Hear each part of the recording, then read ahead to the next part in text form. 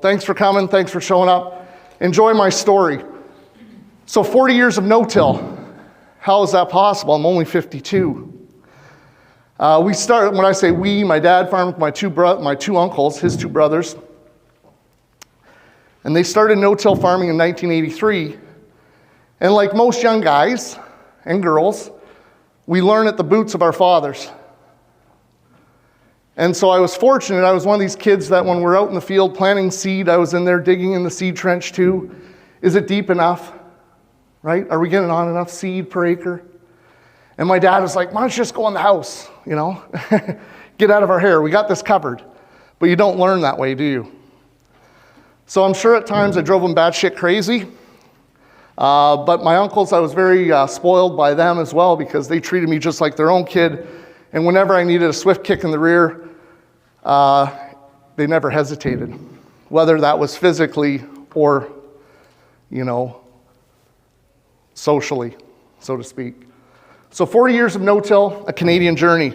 And I'm mostly going to focus on the last 13 years, so just take a collective sigh of relief that I'm not going to go year by year by year. So like we talked about, my name's Blake Vince. I'm from Merlin, Ontario, Canada. I am the immediate past chairman of Nuffield Canada. And this logo, Nuffield, the bull, the organization started in England.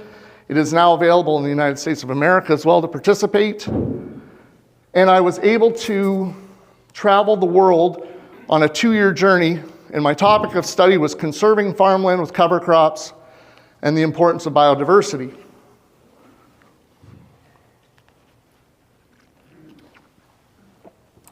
So you can see this is where home, where the yellow arrow is. I'm surrounded by the Great Lakes. I'm just a little south of Detroit, Michigan, straight north of Cleveland, Ohio.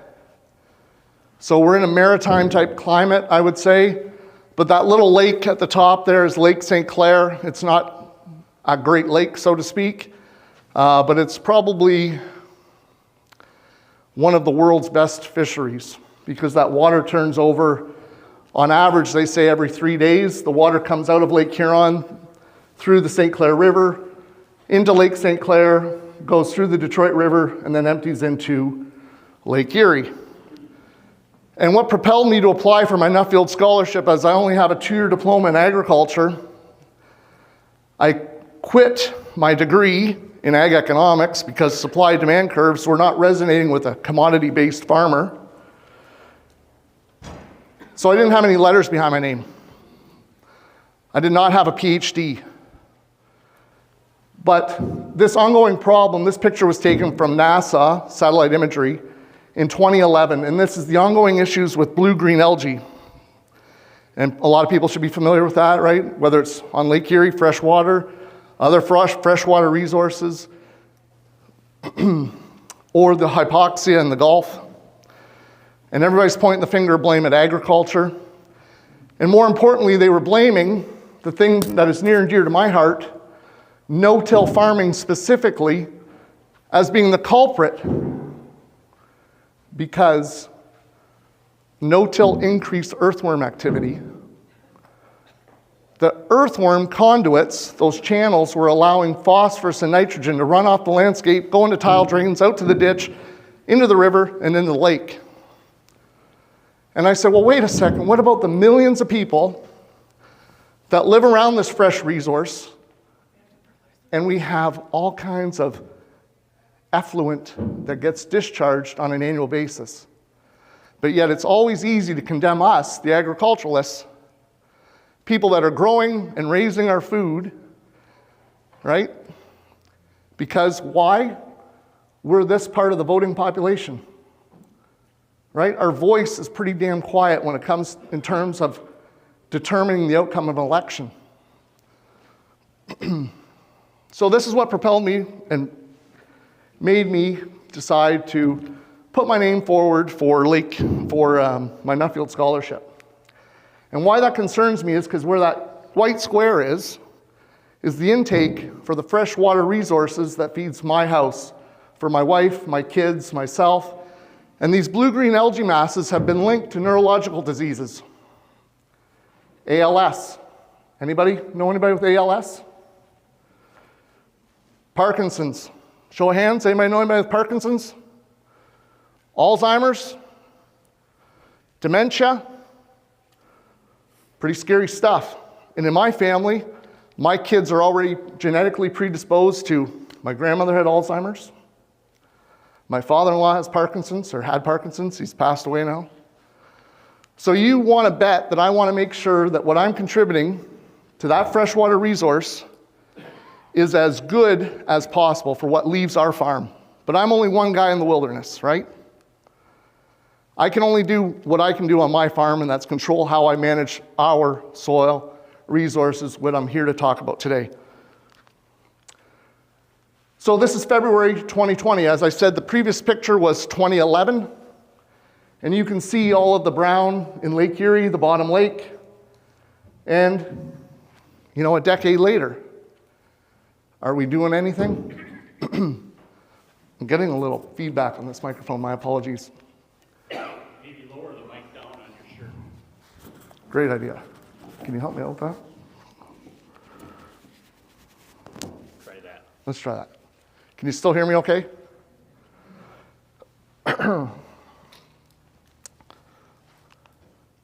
So like I said, my study topic was conserving farmland with cover crops and the importance of biodiversity. And part of my journey was not only where I got to go and visit, but the people I got to meet along the way. And one of the people on my journey was this man, David Brandt, who would be known as the godfather of cover crops. Right? I also got to meet Dr. Dwayne Beck, this gentleman here, Carlos Crovetto. And he would say, Carlos would say in this thick Spanish accent, "Friend, let me tell you something. It's all about the carving. The carving is the food for the soil." And when I stayed with Carlos, when you're on Nuffield, it's fast forward. You're going. I was his captive agent for 4 days on his farm in Chile. And that's why I refer to him as my Dalai Lama, because he made me sit down, slow down, and reflect upon what's important.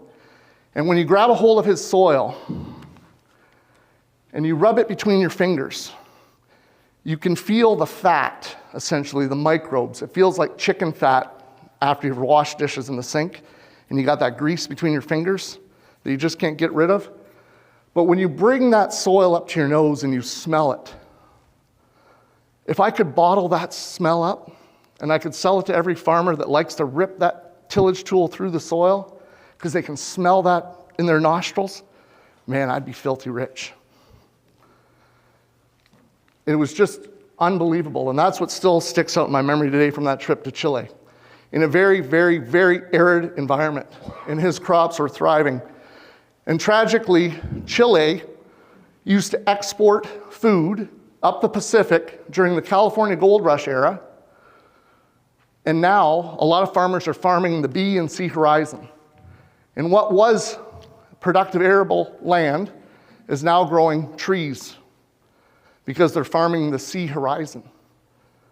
So don't think that's not possible here, right? We have to look after our resources, primarily the soil resource.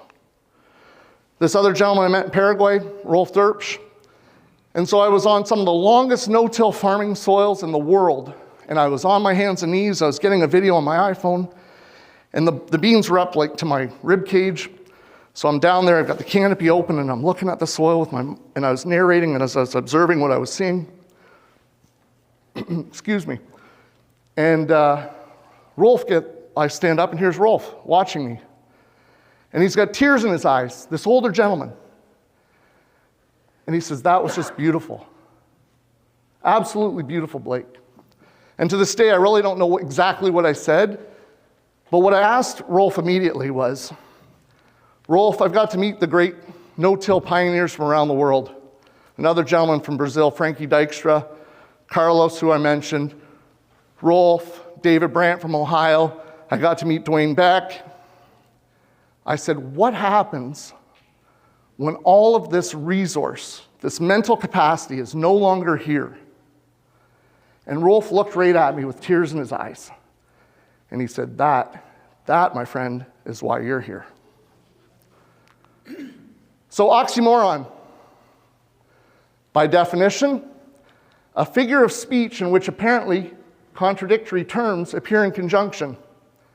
And this slide is dedicated exactly to Dwayne Beck, who's not here.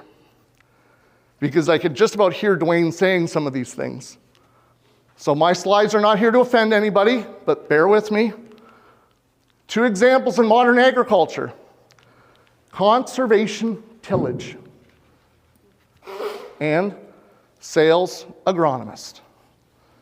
Now, to expand on sales agronomists, I realize there are lots of really good agronomists in the room. But when you tie sales, which is a specific product, to agronomy, which should be unfettered, non-biased advice, the two do not jive. Because inevitably you have to sell a product, you have to support the employer, but in a lot of cases, farmers are not getting advice that they need to have or make the best decisions. In conservation tillage, I don't need to expand upon that in a no-till audience, at least I don't think I should have to. But a tool that we used to have on our farm as we transitioned away from surface or full surface tillage in the 80s to no-till was a Glencoe brand, uniquely coined a soil saver, right? It's a chisel plow, for God's sakes. Set of straight discs on the front, shanks in the back, twisted shovels. What the hell's that? I got to meet somebody famous yesterday when I got off the airplane in Sioux Falls. I got to meet one of the Hefty boys. Just by dumb luck, he's walking right straight towards me. And I stuck my hand out. Mr. Hefty, nice to meet you. I see you on RFD TV. Big smile on his face. I said, you know that machine you're always promoting, the strip till machine, the Soil Warrior? Yeah. I said, I was a beta test user. I fell off the no-till wagon tragically because I wish I would have met David Brandt before I met the inventor of the Soil Warrior. Incredible guy, by the way, Mark Bauer, no disrespect. But my soils would have been that much better had I met David Brandt before I met Mark Bauer.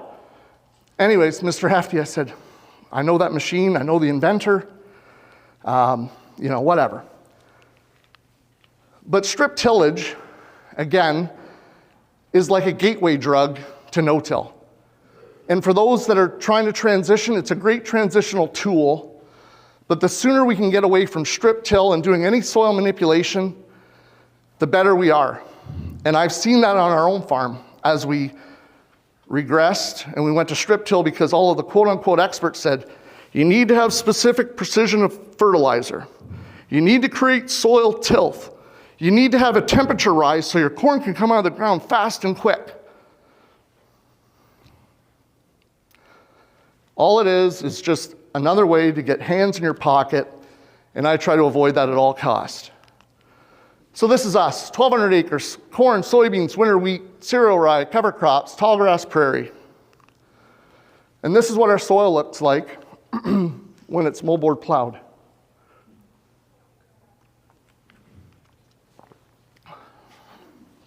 I'm getting all wound up, I'm just shaking like a leaf.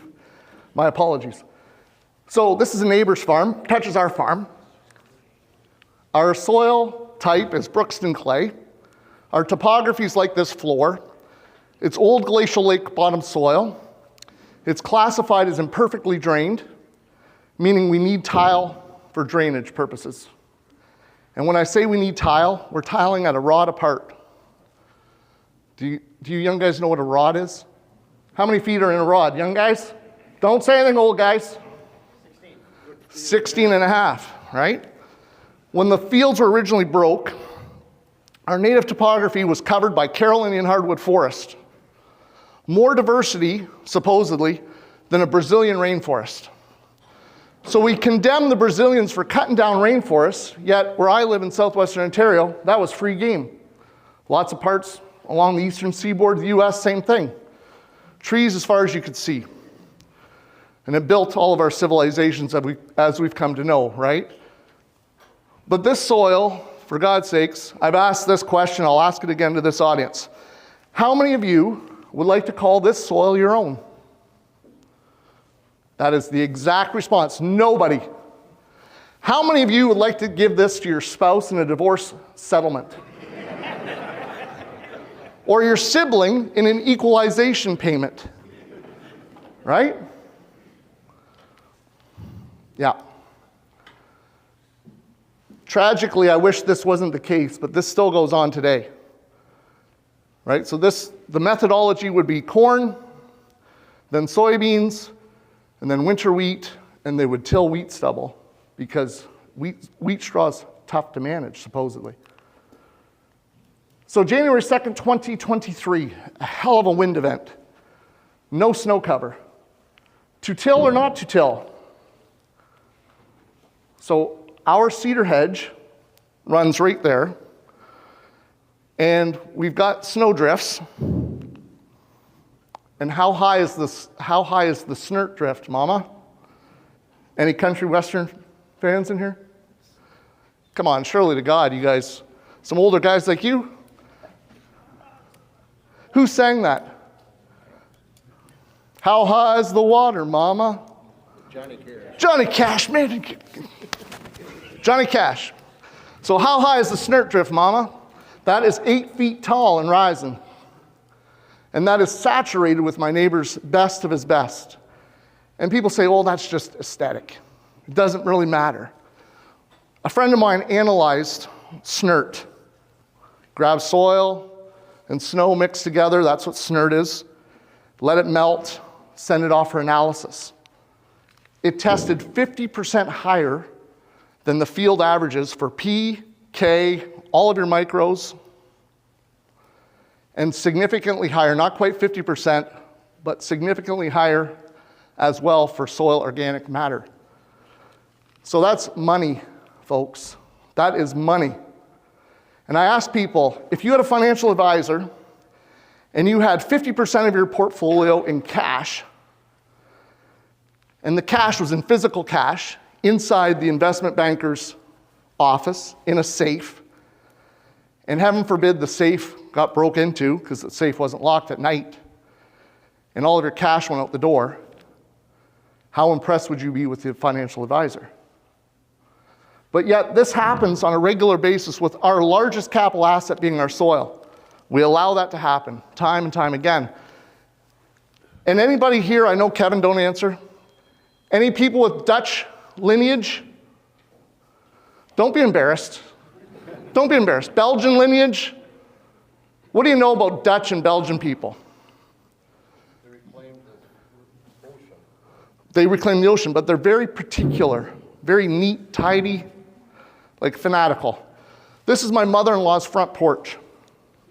Okay? This is soil that has come off from the neighbor's farm, covering her front porch. Now, do you think my little blonde mother-in-law, 5'0", would be very impressed with this? No. More importantly, people that know me as a soil advocate at my curling club, where I like to go in the wintertime, within the city, they've got soil stuck to their windows, the window screens. And they're like, why is this happening? And all I can do is just shrug my shoulders. So where I live, geographically, the soil doesn't all look like my heavy clay soil. We have some really nice offensive soil, and I call soil either offensive, meaning it can produce pretty much any crop known to man, and defensive. So I have defensive soils. I have to look after them in order for them to give me a favorable outcome. These offensive soils grow things like vegetables, processing tomatoes, seed corn, Brussels sprouts, tobacco. And because of that, because they're very forgiving when you do tillage, there is still a lot of tillage that happens. So the soils are left bare and exposed. Much like if we go east in this state, right, we see similar things. And I have to remind myself that thou shalt not covet thy South Dakotan soil, right? Because I will never have the opportunity to farm soil like this where I live, unless I physically pick up stakes and move. But I find it tragic when I drove around with Dwayne back in 2013 that there was nicer soil in the ditch that has blown away off the landscape, right? Than I will ever farm in my lifetime. And I think we have a social responsibility to our non-farming neighbors to do a better job than this, obviously. But this is what our soil looks like with the use of cover crops, no-till. Dramatically different than that moldboard plowed picture, correct? I see a few nods. Hopefully it's not nodding to sleep, but yes, a few nods in agreement. And we can almost smell that soil when we pull it up to our nose, similar to Carlos Quevedo soil. And what happens in our environment, this thing called winter like you have in South Dakota, if we happen to have soils that are frozen, and then tragically we get a rapid thaw event, which inevitably happens for whatever reason, this January thaw, and it really ticks me off because I love to go ice fishing, and then it wrecks the habitat for a few days because you get all of this runoff that goes into the lake and disturbs the fish, melts the river ice, so then I can't go fishing for walleye because it's not safe anymore to carry my weight out there. But you can see on flat ground, that's real erosion. And you can see that the ditch water's frozen, obviously, but all of that topsoil has come off of that land and out into the ditch, which eventually goes to the river and then to the lake. So is the no-till the problem, or is this management issue the problem? Management. But what soil looks like when left undisturbed, we have this what's called a duff layer. So all of that decomposing thatch, that residue on the surface, and we're protecting that. So you can see my Fred Flintstone fat farmer feet on the bottom of my flip-flops. We've got a beautiful mulch there, and the corn's growing, you know, not too shabby. You can see some nice soil structure, some aggregate stability. So those who have the privilege to know have the duty to act. Albert Einstein. So I knew through my years of no-till farming that we were not contributing negatively to the problem. But like I said, I didn't have a voice. I didn't have any fancy letters behind my name. I still don't. I'm just Joe Dirt Farmer. Right? Joe Dirt Farmer. And even at home, tragically, I've been afforded many, many opportunities on which I'm very fortunate around the world to speak. But at home, seldomly do I get invited to share. Because you're never a prophet in your own hometown. And how sad is that? So this is what Nuffield has given me. It's given me this confidence to observe and witness what it is that I saw in my travels around the world and implement some of these things at home on our own farm. And let me tell you something. It has not been smooth as it pertains to the relationship between my father and myself. Because my father's idea of no-till is brown and down. And so much so that my father said to me one day, I don't know who's gotten to you, boy, but somebody's got you good. Like I was like part of, who was the cult guy? Johnny, the drink the orange Kool-Aid? Jim Jones. You'd think my dad thought I was part of Jim Jones's cult, right? Somebody's gotten to you good, boy. But nonetheless, I had a group of agronomists out one night. They're an agrology group, they call themselves. Ontario Agrologists. And on a specific field, we got to the field edge, and this lady, who I enjoy her company immensely, very intelligent lady, said, Blake, this is fantastic, but how am I supposed to determine what it is that's contributing to what in that environment? And I said, don't worry about the singular.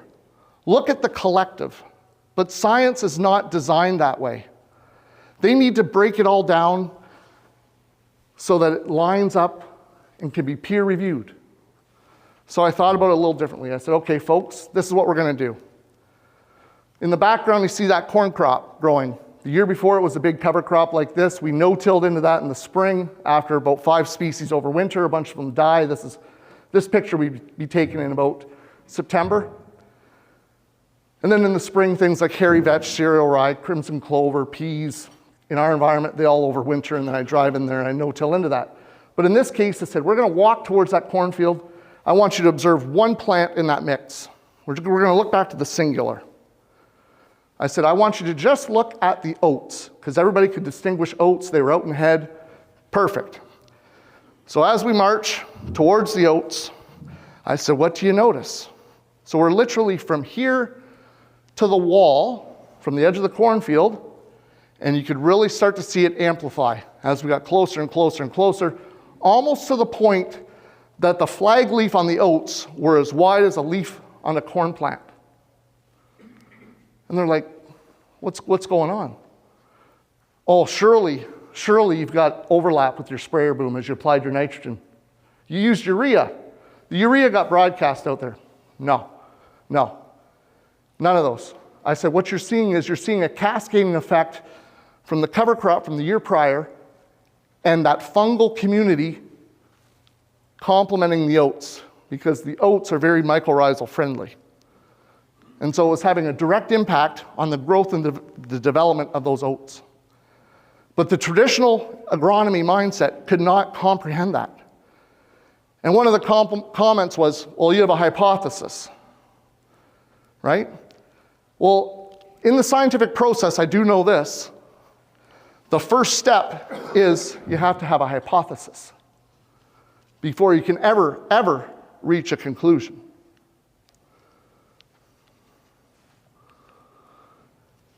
And this dog is my old dog, and it represents the old dog trying to learn new tricks, right? So like I said, in our scenario, farming with my dad and my uncle, this definitely wasn't their cup of tea. This is what I've brought to our farming business over the last 10 years, where before using cover crops, we would have used single species approach with red clover, frost seeded, spread with an ATV spinner spreader on our winter wheat as the wheat breaks dormancy in the spring. And now we're planting these big, robust covers. This is about an 18-way cover crop planted in August. And so that would have been that picture would have been in the fall, early October. And like Dr. Christine Jones said, it's all about the liquid carbon pathway. We want to capture that free solar energy, and we want to drive it down in the soil profile. And the only way we can do that is with living green plants and driving our ever increasing want for more soil organic matter. And so again, that soil looks dramatically different. Would you not agree from that moldboard plowed picture, right? How many people would like to have soil like that? Would you accept that as your own? There's even some earthworms we can see in there too. So again, just a sample of some of the seeds, what it looks like. And I put that up there because it reminds me of being a kid, and my mom had a canning cupboard downstairs in the basement in our home. And she had this little wicker basket, a peach basket, and it had a collection of different seeds, and in the seed collection there's a glass jar. And this glass jar, you would look at it and would have all of these different seeds, colors, shapes, sizes. And as a kid, I would just be fascinated by the seed. Until one day I was 5 years old and I kicked my brother literally out of the sandbox. I've got a 4x4 sandbox. We had our farm tractors in and toys and whatever. And I planted a vegetable garden. 5 years of age. And I thought, wow, this farm is so easy. I planted it all by hand, right? Now, if I tried that in our clay environment, my fingernails would all be broken. But, my love affair for farming and getting my hands dirty and in the soil, it has been innate with me. And I can remember distinctly one of my earlier memories, before we started no-till, my dad was plowing, and I was on the tractor seat. We had a big white tractor, 4-wheel drive, articulate. And I looked behind us, and the ground was just white with seagulls. And again, I'm an expressive personality kid, and I'm just jumping out of the seat saying, Dad, those birds, they're stealing all my worms. And my dad said, just calm down, it'll be okay. I said, no, it's not good, right? So for whatever reason, I've had this in my blood since I was a kid, this passion for soil and soil life and growing things and trying to protect our resource, which is our soil. So why do I get excited by cover crops? So this is our corn, one of my cornfields, because I can use less nitrogen. I can use zero tillage. Zero erosion from wind, water, and solar, which nobody talks about solar erosion on soil, but it's a real thing. Increased biological activity. We're capturing solar energy that I touched upon for 12 months of the year. And we can increase our water infiltration. We can increase our water holding capacity. And more importantly, we can increase our financial yield. And this, ladies and gentlemen, is how we maximize ROI. The young guys in the room, what does ROI stand for? No, yeah, I said young guys. Are you young? Return on investment. As we get to be older, like these older guys over here, ROI stands for what? Retire on an island. Right? Retire on an island. So now, this is where my dad and I really came to blows, okay? And so today I'm the owner of everything technically on paper. Mom and dad still own land assets. I pay them an annual stipend, basically a debt retirement. But I'm the farmer through and through. My dad still comes out graciously to help me, and I am very happy that he's there to provide the help that he can. Getting ready to have a second knee replacement, so this spring his ability to help me will be limited. I have a young guy, a neighbor boy, that comes and helps as well as basically my full-time employee. This young man had zero farming background. Has done everything from drive machinery, pull wire, pound posts, move cattle. He wants to be a farmer. For those of you that are not farmers but love agriculture, where there's a will, there's a way. We're trying to figure out what the way is. He definitely has the will. Very talented young man as far as it pertains to electrical. Very talented as it pertains to operating machinery. He has some challenges that we're working through. But his parents are not farmers, right? So they don't have the financial backing to allow this man to get started, right? We know how daunting this business is. But bringing in the cattle provided for me a legitimate excuse, if you want to call it that, to afford him year-round employment, okay? Because I realized that my dad's not going to be here tragically forever to help me, so I'm going to need help. My friend from Alberta, in an arid environment, he's just outside of Edmonton, Alberta, so quite a bit further north of where we are today, north of Calgary. And he says, good God, Blake, he says, you're driving over more feed than I make in a year. So he's got like 1,200 plus or minus mama cows. Some of you guys in the room I know are big time operators like he is. You know, I'm just a small little pissant for all intents and purposes that pertains to cattle. But I see them having a real opportunity on our farm to increase resiliency. So the summer of 2021, we have this picture in the basement. My grandparents were dairy farmers. And in Canada, you have to have a thing called supply management, a quota essentially. This piece of paper that allows you the opportunity to deliver milk to market.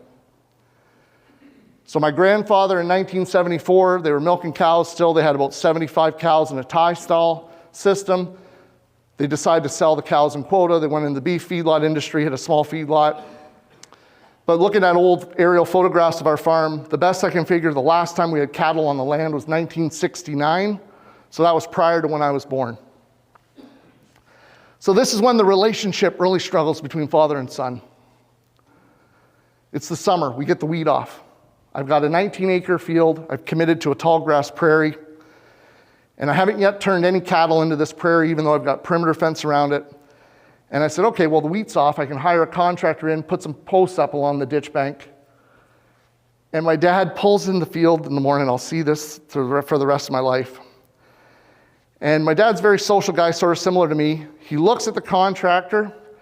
He looks over at me, gives me the stink eye, puts the throttle down, and hauls ass out of the field. Didn't even say good morning, didn't say hello, didn't say anything. It took him 3 days before he finally said to me, he said, Blake, he said, what are you going to do? You going to put wire around this whole field or what? My dad's adage is you plant a crop, you harvest a crop.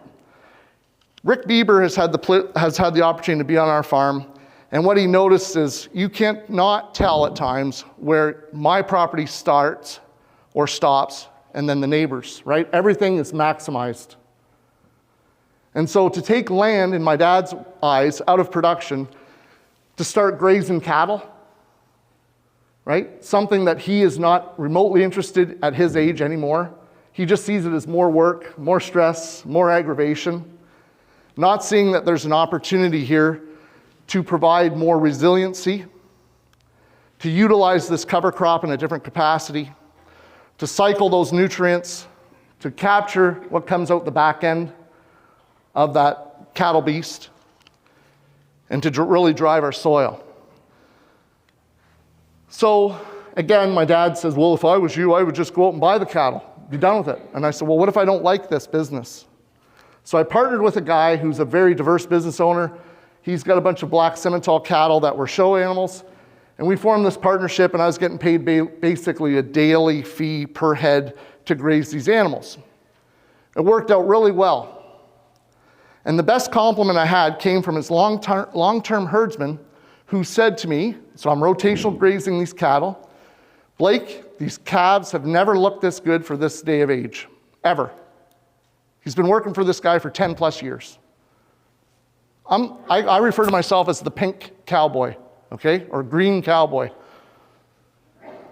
We used to show steers, my brother and I, in 4-H. I've always had an affinity for the beef industry, but as my dad would say, our land's too expensive to have cattle out there, right? And the barns, that in our environment, we need to have barns in the wintertime because we're in this Mediterranean climate where we run from mild to freezing. Cattle get wet, they've got moisture on their backs, they run the gauntlet of respiratory diseases, right? So you need to have an area that they can at least get in out of the weather. And then you've got the other thing called mud season, and nobody likes to see cattle in mud, right? It's hard on the animal, it's hard on the operator. So anyways, this worked out really well, up until the guy gets a full-time herdsman, we'll call him a herdsman to be polite, who is enamored by the show ring, right? So he wanted to bring out the creep feeder. Well, when you bring a creep feeder into a field that you're trying to rotationally graze, where do the animals congregate? Around the creep feeder. So it totally defeats the purpose of what we were trying to achieve. So I called the owner up, not the herdsman, I called the owner up and I said, hey, you're paying me really good money to rotationally graze these cattle. Obviously you saw a value in what we were doing. He said, yeah, absolutely. I said, well, the creep feeder sort of defeats exactly why you're paying me to do what I'm doing. He says, well, I thought that might be a problem with you, Blake. He said, if you don't want the creep feeder, just get rid of it. We'll come and get it tomorrow. I said, perfect. Creep feeder was gone. The next year comes and goes, no cattle show up because I was balking what the herdsman wanted to do, right? I was going against his position of authority within that operation. Until they run out of feed late in the season because they're traditional set stock grazing. They run out of feed, they call me up, oh, Blake, I see you've got that grazed area there. Can we bring the dry cows out? I said, well, I think it's run its course. It doesn't have the same value, in my opinion, as what we had. Well, no, I stopped, I looked at it. I think it'll work just fine. So what we had a bunch of alfalfa that had gone to seed. And so they grazed the alfalfa, and where did the seed go? Right straight through the animal, and I was still rotational grazing them my way. And then I had beautiful distribution of alfalfa seed across that paddock. I didn't have to open up my wallet. I just let nature do its course. So this is a warm season cover crop, and one of the first discussions I had with Dwayne, before I forget to mention this, was, these are the words from Dwayne Beck. He says, Blake, I want you to think about this. What was your native topography covered with? Like I said at the outset, what was it covered with? Pardon, I can't hear you. No. What was my original geography covered with? Trees. Carolinian hardwood forest. So in that forest were there only oaks? Variety. A big variety. I already said probably as much diversity as a Brazilian rainforest, right? And with that Dwayne Beck says, Blake, he said, every year that tree grows, it puts on what? Bark, leaves, nuts, potentially fruit, right? And those roots continue to grow as well. He says, that means you have a lot of water. In order to grow a tree, you have to have a lot of water. You need to figure out a way how you can get roots to depth to bring up that water resource. So in using this system of intense diversity, we're trying to mimic nature to think back to how the soil was originally covered with an abundant array of diverse plant species. So with this collection of annuals and perennials, we're trying to mimic that. It'll never be the same, obviously. But in here you can see we've got corn, we've got millet, we've got sunflowers. Those are warm season plants. We've got some cooler season plants like peas, some rapeseed, some soybeans are in there, some clovers. So I'm looking at this as an opportunity. There's no cattle around. I called a long-time feedlot owner. And you can see as a contrast, there's the quad. That's how much biomass I have out there. I call up this long-time feedlot guy, okay? Order buyer, has his own cattle. Now's not the time to put cattle on grass. It's early October. We've had a frost. It's time to be taking cattle off grass. But if you look back to that picture, all you cattlemen in the room, and I know there's a few, how many head of cattle could I have fed out there? And I'm not talking putting a whopper chopper out there. I'm not talking about throwing some silage harvester. I'm talking about hooves walking across the landscape. How many animals could I have grazed out there? Any ideas? Just say a lot. That'd be sufficient for me, right? A lot.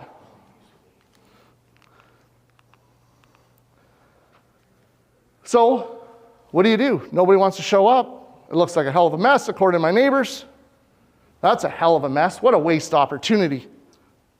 Right? My dad just chirping at me the whole time. It's a good thing I've got short hair, right? So I harvested it. And that's what the sample looked like. No nitrogen fertilizer, no phosphorus, no potash, no herbicide, no fungicide, no spray depreciation, just planting and harvesting and some seed cost. So if we would have looked at the protein that grain represents and the energy, right? Plus all of that green biomass that was there, man, oh man, I think we could have really put some gain on cattle. Unbelievable. And it's all about thinking differently, folks. Even Picasso, not many people at the outset appreciated Picasso's works of arts, right? Because they were not like Rembrandt. They were different, they were abstract. I was never very good in art because it didn't appeal to my attention deficit disorder. And in geography, you had to fringe color around all the provinces in Canada. There's a lot of provinces in Canada, Ruth, right? Not as many states as there are in the United States of America. But he had to color and trace to make sure he could identify each and every province. And I said, I don't need to color around the lines. I know what the provinces are. And I would just argue with the teacher. Well, she didn't like that because it was like basically busy work so she could sit at her desk in the back of the room. But anyways, I digress. So here comes the subsequent crop. You can see I've harvested there with my draper head. And again, I already asked the question, how many animals could I have sustained with that solar energy and animal protein? And as my good buddy, who has a few cattle, and it's direct marketing beef, and he works off the farm as well as a high school guidance teacher, he said, Blake, you just made your farm a whole lot more interesting. And it's amazing the questions I get now as people drive by, and in our geography, we have pretty high population density. And I don't have any draws or forests or little areas that I can do my experiments where people can't see what I'm doing. They're all out there on display for everybody to criticize and evaluate and in their own mind determine if it's a success or a failure, right? So that comes with its own level of stress and anxiety. And what do we teach our children, all of you saged older gentlemen that might be, or ladies, that might be blessed to have a family of your own? What do we teach our children? Ma'am, I'm going to pick on you, just specifically. Are you a mother by chance? What did you tell your children when they were younger not to participate in? Not to participate in Peer pressure. Peer pressure. Don't fall subject to peer pressure. But I'm here to tell you as adults, peer pressure is alive and well. And I never thought about this, but the places that my dad would cohabitate, right? Whether it was a coffee shop, church, if he went to watch his grandkids play hockey at the arena, and he would get in these conversations or network with his own peer group, which typically are farm-related people. Oh, I see your son's been doing something over there a little different, right? Playing around with these cover crops. Oh yeah, my dad, I can just imagine, oh yeah. You know, he's got one of two options. My dad can say, yeah, I really don't like what he's doing, but he's gonna do it his own way. Or he can say, yeah, it's pretty cool. This is what he's doing, right? This is what he's seeing. This is what I'm seeing. But, you know, so peer pressure amongst adults, ladies and gentlemen, this whole system is not for the faint of heart. A unique test that I've been involved with since the beginning is called the cotton test. And we coined it the Sawyer Undies test. And when I say we, a group of ourselves, the Innovative Farmers Association of Ontario, which I used to be a board member, we came up with this hashtag. Excuse me. So what you see here is a long-time former 4-H member of mine. She worked for the Ontario government in soils. Ann Verhollen called me up and she says, Blake, I want you to participate in this test. Sure, Ann. You know, open door policy. She sends out Claire, her master's student, because she was too cowardly to come by herself, I'm assuming. So Claire shows up, this young, intelligent woman, and she opens up her trunk, and she shows me these men's underwear. And I'm like, I didn't want to say anything that could be taken out of context, right? Anything that could be construed as being suggestive, right? So I was just trying to be as diplomatic and tactful as possible. So we buried pair number 6, that you can see on the waistband there, in a field of corn that was previously a big cover crop. And immediately I said to Claire, I said, hey, do you happen to have another pair? She says, yeah, I do. So we walked across the road, and I trespassed in the neighbor's field. Corn crop as well. Conventional tillage. We came back 6 weeks later, and that was the difference. All this test is basically a demonstration in real time to indicate that there is active soil biology. Okay? It's active soil biology.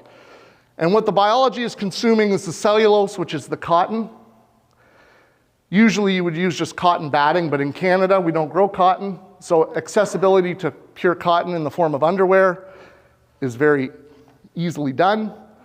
And immediately this does one thing, and it triggers a little bit of laughter and immediately engages the memory reflex. Because I can guarantee you one thing, if you don't listen to anything I say today, one day you're gonna stumble across this in some article and you're gonna say, oh yeah, I remember that. That Canadian talked about that. I heard about that. And this is what fungal dominant soil looks like. Now, if I was in a lot better physical condition, I may model these for you, okay? But not today, not today. I don't want to outwear my welcome. So May 15th, how am I doing for time, by the way? Ruth, am I good? Yeah. Okay. All right, great. May 15th, 2023, and this is planting green. So again, we've got 5 species that have overwintered. The yellow flowers are winter canola. Hairy vetch is one of my go-tos. Awesome, awesome, awesome nitrogen producer. Crimson clover will be in there, Austrian winter peas, and we're no-tilling corn into that environment. I have since preferred to graze that down. For a reference for you guys and the teachers in the room, There's some really good information here of how I have my planter equipped. I'm really not an iron guy. I don't talk a lot about my tractors and things I use. But that video is really good for, in my opinion, how I describe how I have my planter set up. The one additional thing that we have on our planter is we have a 2-stage closing system.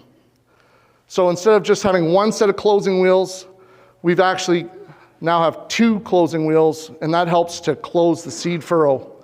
When you're cutting through big covers like this, what happens is the roots get lacerated, they contract, and then they actually pull that seed furrow back open. So by having 2 modes of action, it really allows that seed furrow to be closed so that when we do get drying winds and that cover crop is dead, it keeps that seed furrow closed, okay? And you can see what we've designed there, and it works pretty well. So June the 1st, we would have planted that crop about 3 weeks prior to that, and you can just sort of see the corns coming up. So this system is not for the faint of heart, okay? We're really dry, we're struggling. We've got all of that residue that's on either side. The corn sometimes grows in this shaded environment. Not ideal. So here's a pass that had been worn bare because we'd added some tile drainage. So it didn't have the same cover crop, and that corn's all coming up nicely, but those rows that I just showed right adjacent to it in that thicker cover, that's what it looks like by comparison. So you're sort of looking at that going, oh my God, like I'm gonna have a heart attack. And this is where my dad's anxiety, you can imagine, just goes through the roof, right? As he's driving past this, and the road's right there, adjacent to this picture that everybody drives by and makes fun of the local village idiot. Back at it again. And this year too, in that particular year, you guys are familiar with blaming it on Canada and all the smoke that came down from the north, right? All right, everybody's seen a few nods, yeah. So in southwestern Ontario, we weren't getting it from Western Canada, we were getting it from Quebec, the forest fires that were in the province of Quebec. So I can blame it on the Frenchmen. But nonetheless, right, it's 7 a.m., and that's how much the sunlight was diffused by that smoke. So solar radiation is critical, as we all know, for plant growth and development. And a few years, I back up a little bit ago to this point, my soybeans were struggling, growing in cereal rye. And my daughter was in the 8th grade, I distinctly remember. She's 22 now. And I said, come on, dear. I said, let's go for a walk and go see, tell me what's wrong with Dad's beans. So she walks out in her very pragmatic approach. She said, Dad, this is 3rd grade science. I said, really? 3rd grade? Yeah. In order to grow plants, Dad, you need 3 things. Number 1, what do we need? Soil. Number 2, water. And number 3, sunlight. She says, it's quite simple, Dad. These beans just aren't getting enough light. Well, I started to laugh. I said, well, it's not that you're wrong, honey, necessarily, but I think they need a good drink. But the more I looked at the scenario, and the orientation of the beans in relationship to the direction the sun would rise and set, my daughter was right. The beans didn't have enough light, so the majority of the day they were growing in a shadow. So this is a tool that sometimes we've used when growing crops in a big cover. So we've got it desiccated with a herbicide, and then the corn's coming up, and I'll clip the cover crop down with a flail mower. It's not my preferred methodology. I would rather leave it alone. Obviously, I'm not having to worry about depreciation on the tractor. I don't have to worry about fuel consumption, on and on and on. But this is a strategy that we have utilized that can work to, again, allow the light to get down to that plant. And you can see how dry we are at this point in time, right? We really need a drink of water. I can put my hand down in that crack. That's in a wheat field. The wheat spacing is 7.5-inch spacing in between our rows. So like I could put my arm down up to my elbow. That's how big that crack would be. But we have to remind ourselves, June 10th, we don't harvest corn in June. We do not harvest corn in June. And so I was ignoring the crop. I'm saying, it's going to be fine, just walk away. That was the worst thing I could have done. Because these little wriggly bastards took out 40 acres on 65-acre farm. Now it's great, I got all that biomass, I got wonderful fungal relationships, that's where all those caps are on those mushrooms, but I don't have a crop to harvest. So it's perpetual learning, guys, girls, ladies, gentlemen, right? And I tell people, like, I've learned way more from my failures than I have ever learned from my successes.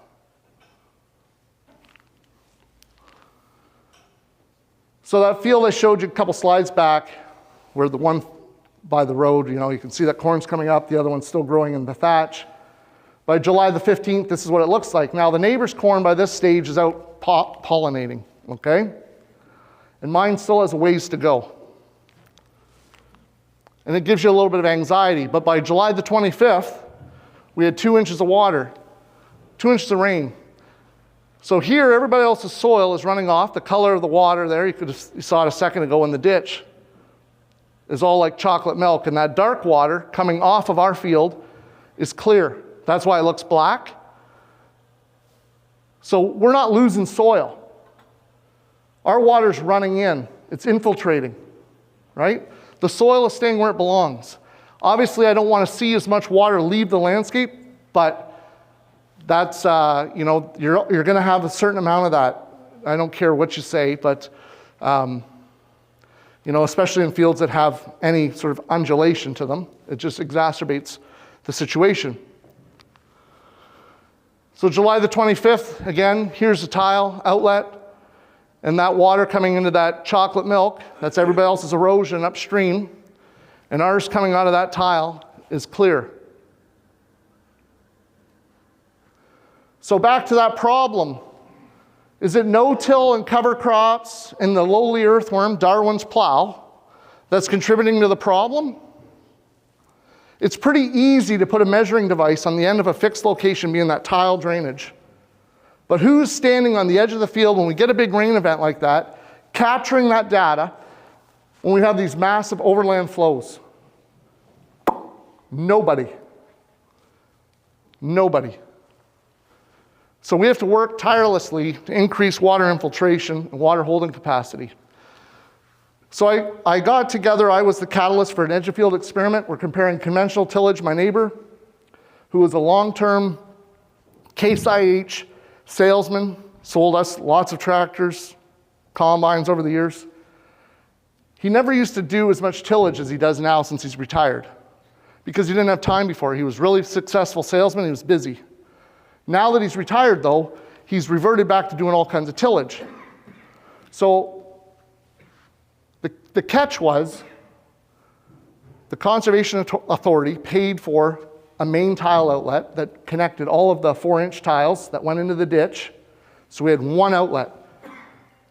That was a $50,000 touch for him and a $50,000 touch for me.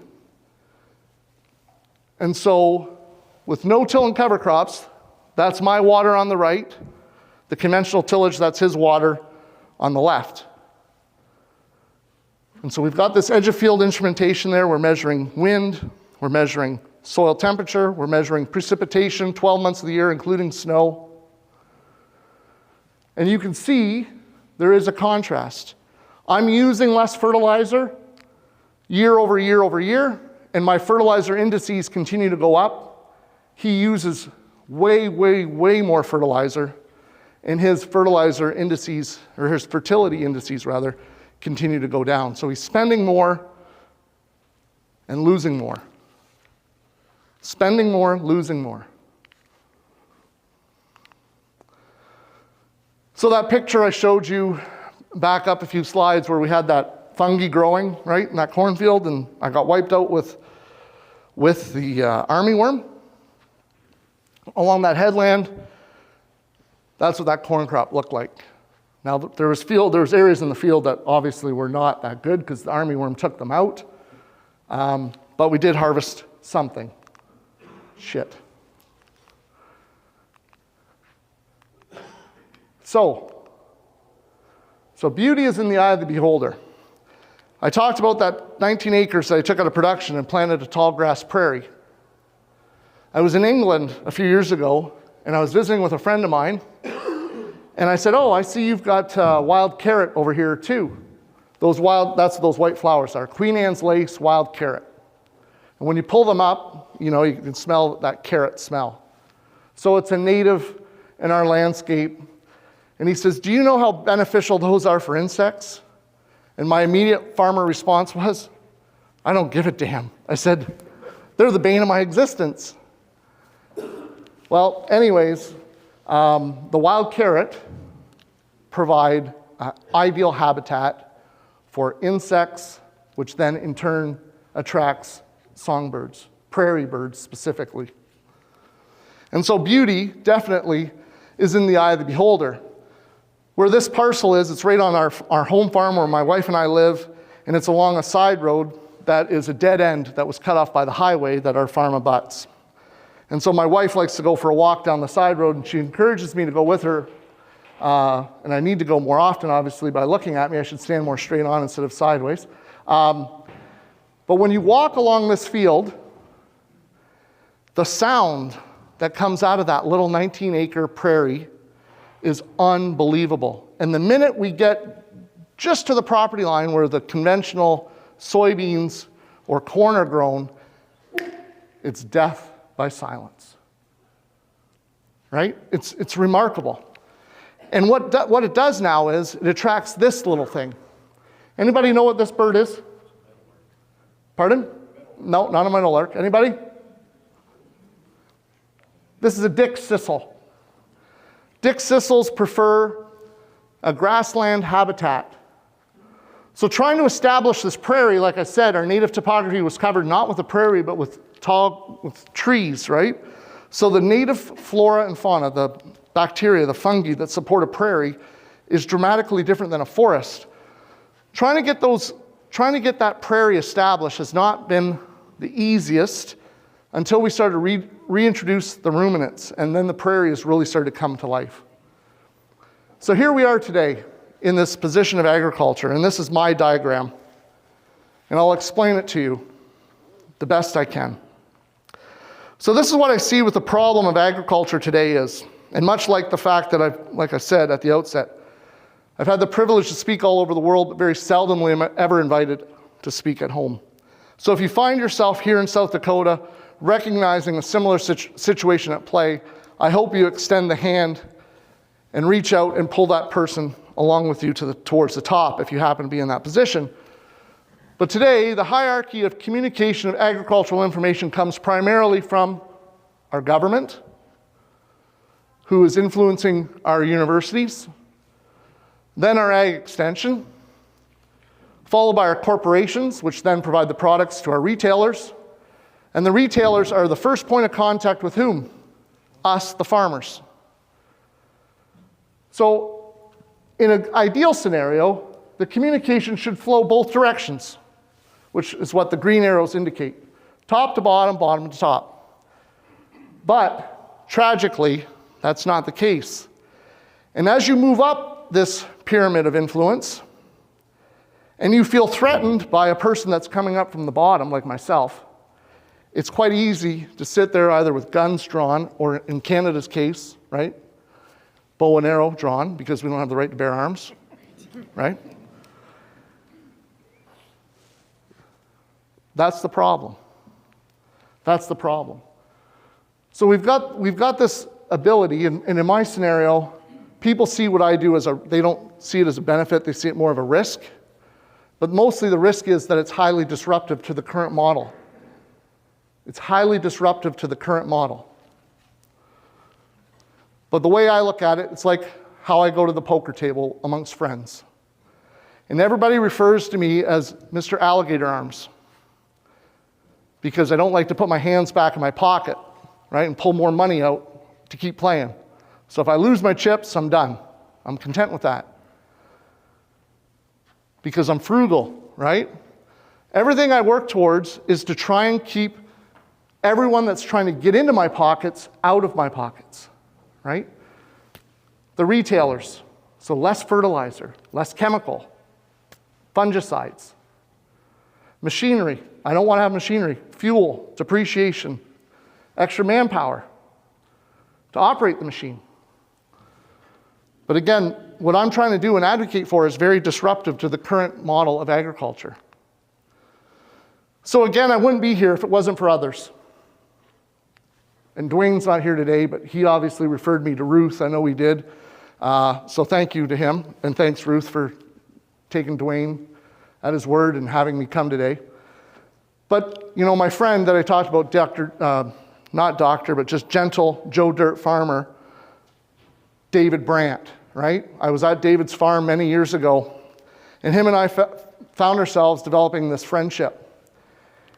And we challenge each other, and it's so far back, like David was growing multi-species cover crops, like myself, but when I first met David started no-till in the 70s, and his go-to cover crops were radish, and you've probably seen him in the Farm Show magazine, great big radish, right? And David was a big barrel-chested man, big hands like waffle irons, but the barrel is just a little sunken, right? He wore bib overalls just like you, right there. High fashion statement, just love it. I got a pair just like that at home in the closet. I was tempted to wear them today in honor of David Brandt, but I didn't. But David was one of these guys that spent hourless time and money helping people. And I feel indebted to people like David that I'll continue to carry on their message in perpetuity if I'm so lucky to do such. So if it wasn't for David introducing me to so many great people around the United States of America, obviously I wouldn't be here without guys like that. And to show you just how much my cows love me, this has not been photoshopped. This has not been doctored. That just comes out with love. And I just happened to be at the right place at the right time, and I caught that photo. I thought it was great. And I refer to that as just brown gold, right? And it's not the cow, as we all know, right? It's the how. It's not the cow, it's the how. I just saw one of Europeans' leaders just overnight, I saw it on X, has allowed the introduction of insect protein into so many different common food ingredients. Bread, things like that, right? It's tragic. What's wrong with people? What's wrong with people?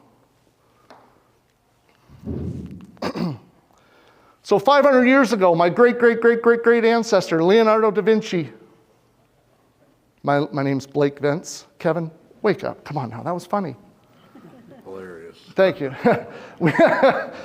He said it best, right? 500 years ago, we know more about the celestial bodies, so the stars in heaven, than we do about the soil underfoot. Has much changed? Right? Soil is still a mystery. Understanding soil and what lies there and the interaction of soil. We have people that want to try and, again, provide these options to us, bugs in a jug, if you want to call them that, perhaps, right? These biological additives.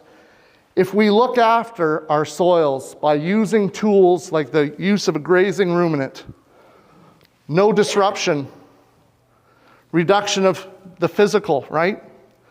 Reduction of the chemical approach. The soil will look after itself. It's all about protecting the resource. That should resonate with all of the NRCS people in here. I hear that term used time and time again by my good friend Adam Coffey.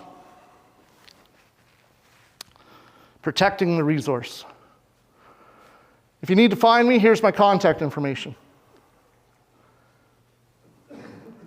I'll even go one step further. My phone number, if you're interested, is area code 519-359-0924. The committee has my contact information. I field lots of phone calls. And again, I owe that to the likes of David Brandt, who taught me so well to give back and be gracious with your time, because it pays back in spades time and time and time again. So, ladies and gentlemen, that's all for me. Thanks so much for listening. I wish you all continued success in your personal endeavors. We all know that this is the profession that feeds the world. So for all that you do, keep on doing. Thank you.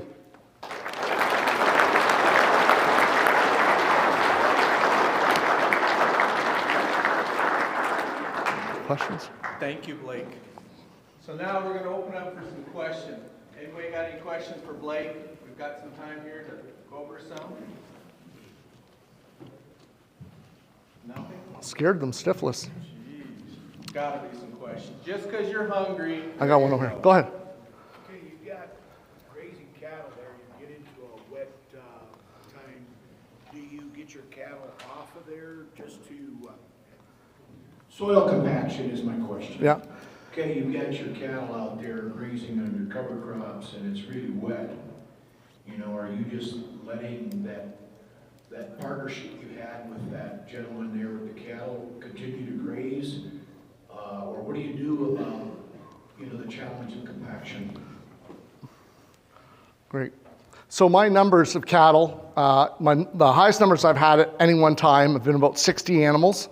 And we're in about cells of an acre, acre and a half, depending on what's there for forage, looking at the body condition of the animal. And so if we get a big rain event, frequent moves, right? So we're moving the cattle, we're not leaving them to go across the whole field if we have to have a sacrificial area. And then it's rest and recovery. Rest and recovery. So if we keep them mobbed up, yeah, we might have an area that we create some temporary compaction.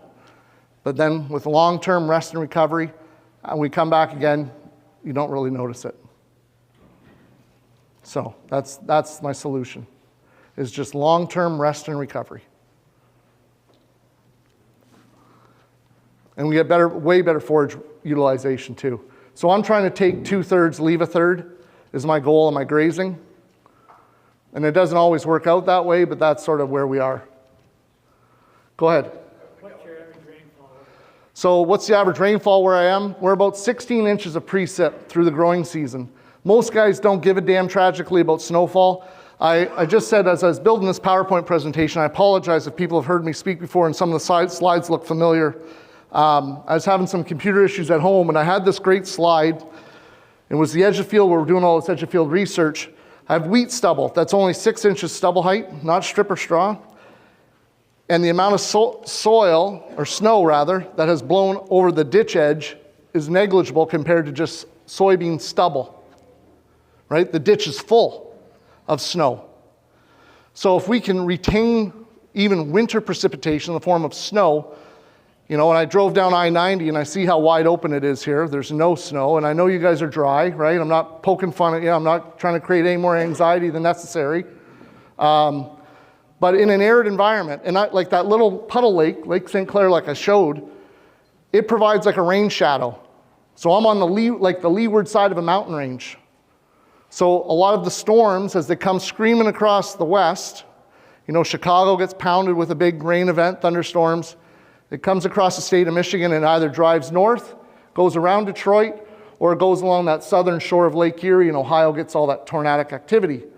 And we're sitting there with our tongues hanging out wanting a drink, you know? So anyways, that's where we are. I heard there's a question over here. Go ahead, Kevin. A common story or perception is a farmer will try no-till. After 4 or 5 years, they see reduced yields and they start to wonder why. Do you have causes for that? Is it the lack of cover crops? Is it the lack of livestock? Is it broadcasting fertilizer, putting fertilizer on the soil? Marion Coleman, you know, took the chisel plow out after 20 years of no-till, Yep. and improved his yields dramatically. What causes no-till not to work, or what causes no-till to have that yield drag that people perceive after a few years? Does everybody know where the largest compaction zone is found on most farms today? About 11 inches. I heard 11 inches. Anybody got another one? Got 12? Got 15? What do we got? Got 9? Got 9? What is it? What is it? What is it? What is it? What is it? Come on. It's right here. The largest compaction zone, I got that from a guy in Brazil, a longtime ag extension specialist. A year ago exactly, I was on the road in Wisconsin. I was like a one-man traveling circus, And I actually ended up in the elephant barn in Baraboo, Wisconsin, the home of Ringling Brothers. And I erroneously opened my mouth regarding Marion Calmer's comment about stratification. I've been on Marion's farm. Marion does not use cover crops. He's in an, as Dwayne Beck would say, he's not in a crop rotation. He is in a crop alternation. Corn, soybeans, corn, soybeans. A lot more corn than soybeans. Marion has been on my farm as well. I bought in the combine with Mary. right. And Marion immediately getting onto my farm says, "Holy cow, Blake, you got a lot of earthworms here." Right? He can see all of the middens.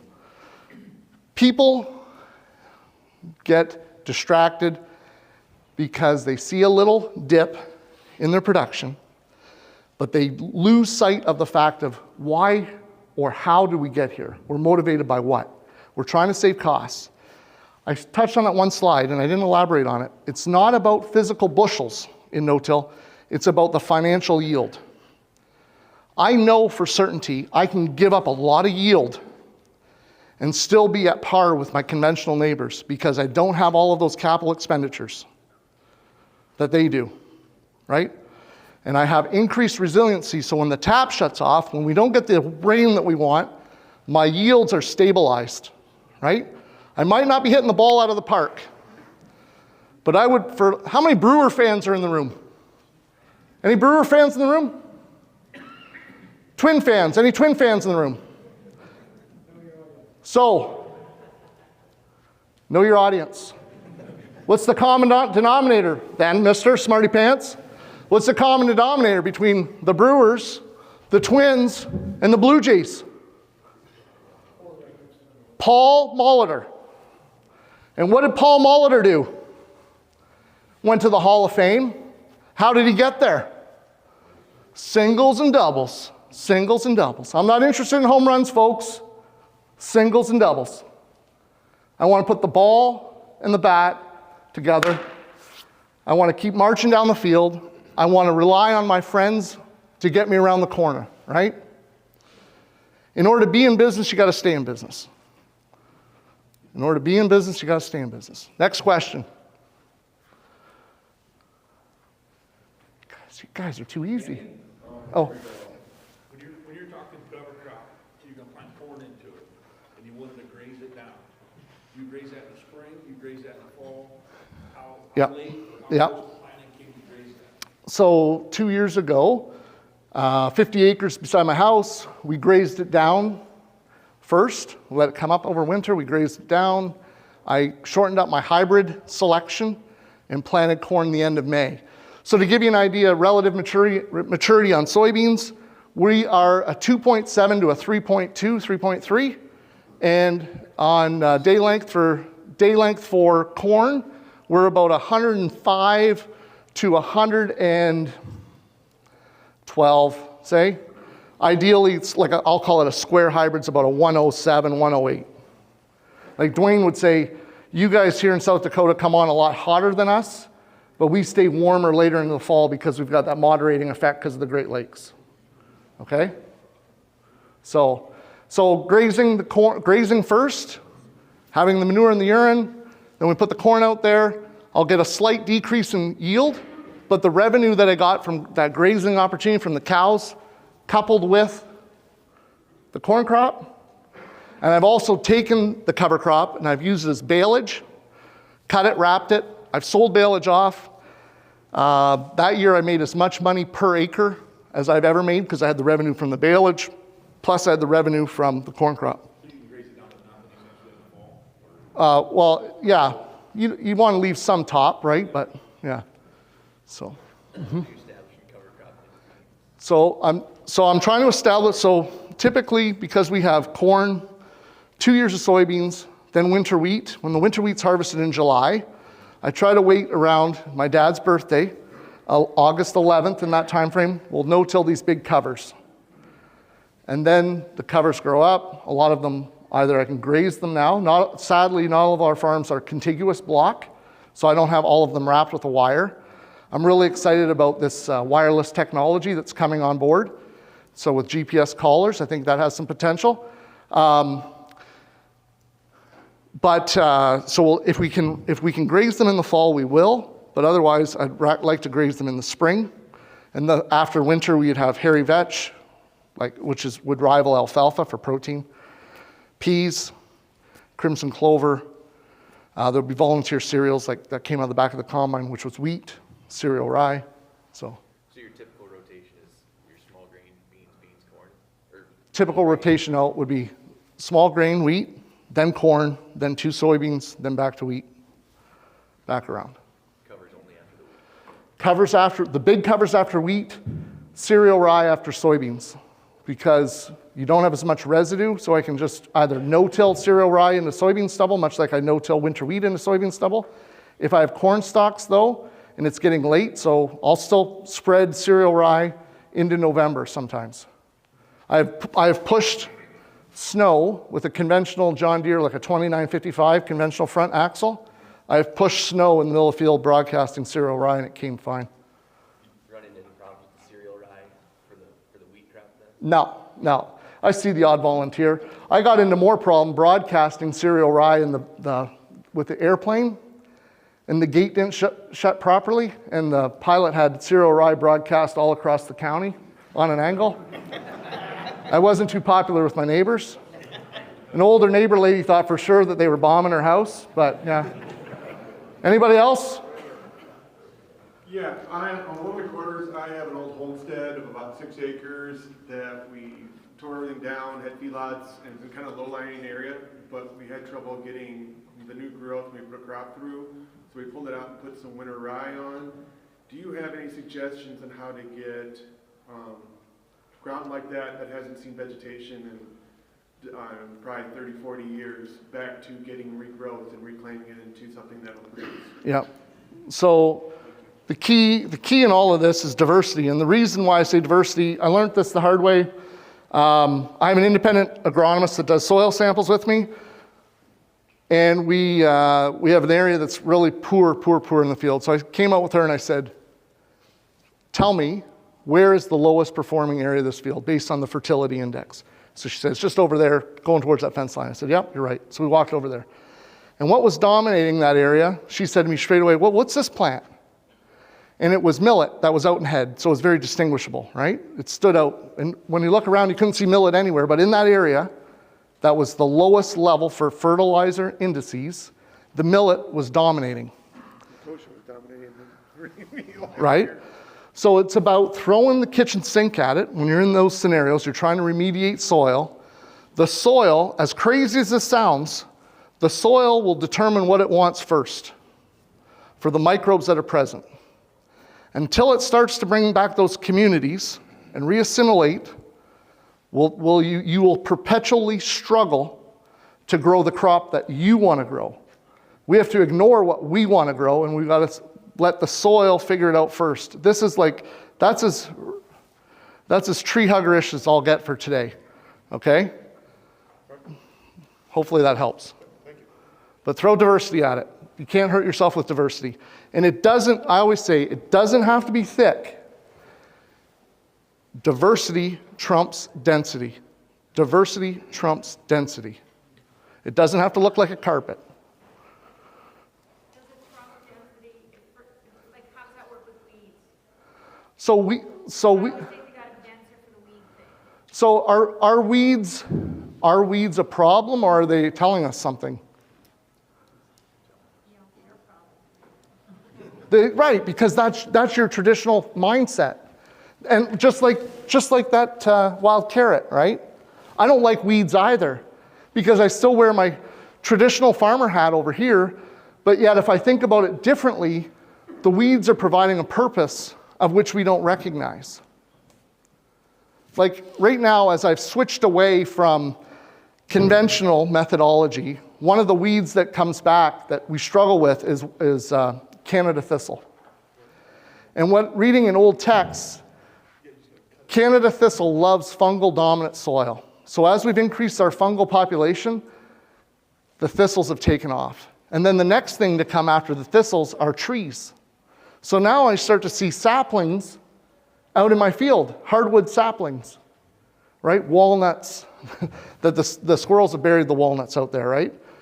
Maples. If you know anything about a walnut, man, it's got a taproot, let me tell you. And you have to go there with a mini X and pluck them out, right? It's time consuming. But like Rick Bieber would say, well, grow something like a safflower that is similar family to a thistle, because the thistle is saying that's what it wants to grow. There's a good book, I think, called If Weeds Could Talk, right? So I think we need to go back and start reading some of these older books, right? Like a book I really liked was by Edward Faulkner, The Plowman's Folly, where it says there has never been and there never will be evidence that says we require tillage, right? Talks about remediating their backyard years ago. It was really degraded soil. Good book. Edward Faulkner, The Plowman's Folly, written in, I think, 1943. That's before I was born, by the way, you guys, right? 72, in case you're, that should be a text. How old's Blake Vince? He's not, 72 teachers, right? Write that down. That's a good one. Would you put your contact information back up, please? The slide Yeah. again? Yeah, sure. Right there. Next question. Yeah, go ahead. We are running into problems with not being able to keep residue on we've been no-tilling for about 30 years, I think, roughly in there someplace. So what are you feeding them? Are you just feeding them brown residue? Do you have green plants there? Are you just saying you're having a hard time with corn stalks, soybean stubble? What residue are you leaving there for the microbes to eat? Mostly corn stalks. And are you using any green cover crop at all presently? They're hungry, they're starving. That's why, there's a difference between how you look and how I look, right? You gotta feed the microbes. You gotta give them something to eat, right? So they're consuming all of your carbon. And we wanna get that ratio of fungal to bacterial ratio up, right? We want to increase the green content that's out there. Our earthworms are out of this world. Right. As Way up there, you can take corn stalk and move it across, and you'll be able to pick up as our enough to go fishing for a week. yeah, as are mine, right? Like the same thing, right? So, yeah. Go ahead. You have to ask a question about grazing that standing cover crop you had up there. Yeah. I just did a little math. Yeah. I guess from the experience, I grazed a lot of stuff like that. I guess maybe 10,000 pounds standing there. Would that be? Yeah, I think you're light, but I was thinking. Yeah. That's conservative. Yep. 10,000 pounds. You put, say, you kind of strip graze it on a daily basis or Yep. something, maybe 50% utilization. Yep. If you wanted to go twice a day, you might get that up to 75 or 80%. Yep. But if you did 50% utilization, you have 5,000 pounds of feed going in the gut. 1,200 pound dry cow, 2.5% is 30 pounds. That's 167 cows per acre per day. Yep. And you could get maybe 20 or 30% more than that with some, moving the fence a Yep. couple times a day instead of once or once every day and a half. So Is that about accurate for what you? So my rough math would have said all of that, yes, right? All of that. But again, it comes down to two common things: risk, tolerance, right? And time. Risk, tolerance, and time, because that's a time of year where we're all collectively busy, right? We're trying to get the crop off. Do I want to go down this path? I'm trying to do these. And so the human capacity really starts to come into question. But I love that because, I think that the farm is a great place to bring people back to get people that are dismissive about the value of agriculture, saying that we're contributing negatively, to see what the potential really is, right? My niece right now, she has recently switched to away from being a vegetarian to now she's eating meat again, but she won't eat beef, but she'll eat pork. Do you know why she'll eat pork? because it's the other white meat. Right? Did you guys have that slogan here? Yeah? So here she like pork, obviously we all know as farmers, pork is a red meat. Right? Through and through. I said, well, what's wrong with beef? But as of yet, I can't convince her. But I think if I could get her on the farm and she could put her shovel in the soil and she could start to see the differences, she would come to appreciate what the cattle beast is contributing positively. And she would say, it's not the cow, it's the how. And she would be so much better off by having that protein energy source. It would be a game changer for her. Anybody else? Back row? Is that it? Go ahead. One more. Do you worry about chemical carryover with your cover crops, or don't you use like any pre-emergence, that type of stuff? Do I worry about chemical carryover with my cover crops? So, good question. So when I plant winter wheat, and the cover crop follows winter wheat, I have had issues on the right herbicide. And we used a herbicide a few years ago that took out every legume species that I had invested in. None of them grew, because there was enough residual carryover in that wheat-specific herbicide. So knowing what you're using and what your goal is afterwards is critically important. But a lot of that research, tragically, is not done because there's a very small number of us that are in this space. So yes, I am concerned about what herbicides I'm using, because I want to make sure that the spend I put out for my cover crop investment is utilized to its maximum potential.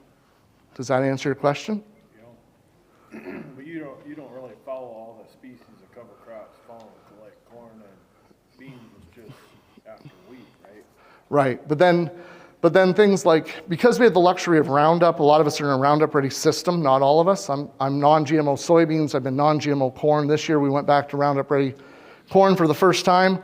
Roundup has some advantages in that there isn't the same concern for residue carryover, but as we're tank mixing Roundup with other herbicides because of Roundup Ready resistant weed species, then we need to start paying attention. Well, what's the long-term consequence, right? So, but after a corn crop, and I'm primarily using cereal rye, some of those problems are not much of a concern, because if it would have killed the corn crop, my cereal rye is going to die, right? Because they're both a grass. Thanks again, everybody. I'll be around. I'm not going anywhere. I don't leave till tomorrow. I'm here all night. So thanks again for having me. All the best to each and every one of you. Thanks. Let's give him a round.